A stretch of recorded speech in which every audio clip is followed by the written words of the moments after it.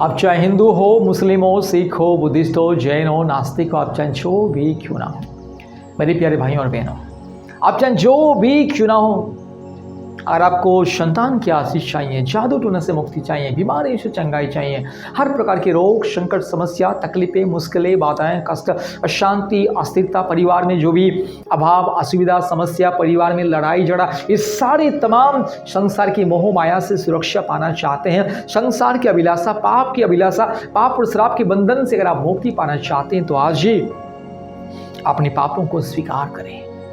परमेश्वर खुदा के सामने अपने पापों को स्वीकार करे, क्योंकि खुदा वो पवित्र है जो हमारे पापों को क्षमा करता है। खुदा वो पवित्र है, निष्पाप है, निष्कलंक है, दोष रहित, पाप रहित, कलंक रहित, संपूर्ण पवित्र परमेश्वर, पिता, पुत्र, पवित्र आत्मा परमेश्वर। खुदा सारी सृष्टि का एक ही खुदा है, लेकिन वो अपने आप को तीन रूप में प्रकट करता है, पिता परमेश्वर, पवित्र आत्मा परमेश्वर, पुत्र परमेश्वर। इसलिए एकमात्र पवित्र परमेश्वर प्रभु यीशु मसीह को विश्वास करे, ग्रहण करे, अपने व्यक्तिगत उद्धारकर्ता, मुक्तिदाता के रूप में ग्रहण करे और प्रभु यीशु मसीह के चरणों में अपने पापों के लिए पश्चाताप करे, गिड़गिड़ाए, रोए और अपने पापों को स्वीकार करे, पापों को त्यागे और प्रभु यीशु मसीह को पवित्रता से अपने हृदय में ग्रहण करें और उसके बाद परमेश्वर का परिवार के साथ संपर्क करें। याद रखिएगा, ये दुनिया में जितने भी समस्या आता है इंसान के जीवन में पाप के द्वारा ही आता है। ये रोग, संकट, समस्या, बीमारी, महामारी, तकलीफें, कष्ट, मुश्किलें, बाधा, क्लेश, अंधकार की परिस्थिति मनुष्य समाज में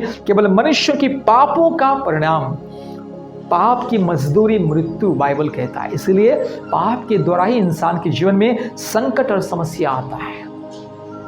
कोई भी पिता अपने बच्चों को क्यों झड़ी से मारता है? जब बच्चे गलत करते हैं तो झड़ी से मारता है। इसीलिए परमेश्वर का क्रोध और दंड ही मनुष्य के जीवन में इसलिए आता है कि मनुष्यों के पाप के द्वारा, अपराध के द्वारा। इसीलिए पापों को स्वीकार करें।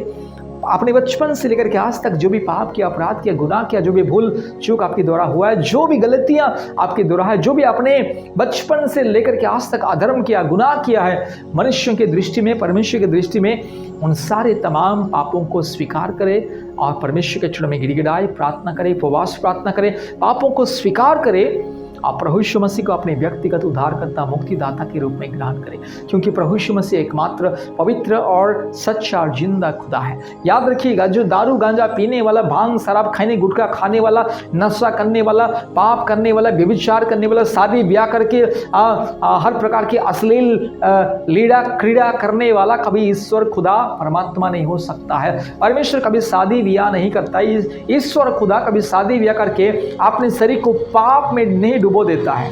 याद रखिएगा, परमेश्वर के पास कोई शारीरिक अभिलाषा, सांसारिक अभिलाषा नहीं है, क्योंकि वो परमेश्वर एक खुदा सर्वोपरि है। कोई पाप उसे छू नहीं सकता है, कोई अपराध उसे छू नहीं सकता। इसलिए परमेश्वर पवित्र है, निष्पाप है, निष्कलंक। इसलिए याद रखिएगा, जो आदमी हाथ में अलग अलग अस्त्र शस्त्र लेकर के घूमता है, हाथ में तलवार लेके घूमता है, चक्र लेके घूमता है, अलग अलग अस्त्र शस्त्र लेकर घूमता है और चोरी करता है, झूठ बोलता है, युद्ध करता है, दंगा करता है और हर प्रकार की व्यभिचार काम करता है, शादी ब्याह करके बहुत लोगों के साथ शादी ब्याह करके व्यभिचार करता है, शारीरिक अभिलाषा में जो परिपूर्ण है, जिसका जीवन लिप्त डूब चुका है शारीरिक अभिलाषा में, वो कभी खुदा, ईश्वर, भगवान नहीं हो सकता है। परमेश्वर, परमात्मा, खुदा मतलब पवित्र है, निष्पाप है, निष्कलंक। इसलिए याद रखिएगा, प्रभु यीशु मसीह एकमात्र निष्पाप, निष्कलंक परमेश्वर। प्रभु यीशु मसीह को इसीलिए अपने व्यक्तिगत उद्धारकर्ता, मुक्तिदाता के रूप में ग्रहण करें, परमेश्वर का परिवार के साथ संपर्क करें। परमेश्वर का परिवार अर्थात सार्वभौमिक परिवार, गॉड्स फैमिली, यूनिवर्सल फैमिली। परमेश्वर का परिवार के साथ संपर्क करें। प्रतिदिन ऑनलाइन प्रार्थना सभा में ज्वाइन करें। हर एक हफ्ते में ऑनलाइन उपवास प्रार्थना सभा होता है, 3 बार होता है। इसलिए याद रखिएगा, परमेश्वर का परिवार के साथ संपर्क करें, सदस्य बने, प्रतिदिन ऑनलाइन प्रार्थना सभा में ज्वाइन करें, अद्भुत रीति से चंगाई, छुटकारा, मुक्ति, शांति और आशीष को प्राप्त करें।